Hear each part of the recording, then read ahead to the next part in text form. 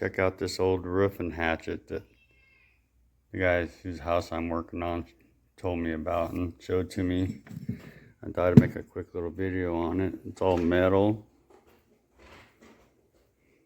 Got a little bludgeon thing on the end there. Got some nail puller holes on it. Got a pry bar on the end of it. Got a little hatchet on one end. Kind of got a sharp edge on it and a little hammer on the other end. That's pretty cool. Anybody knows anything about this? Let me know. I don't see any markings on it.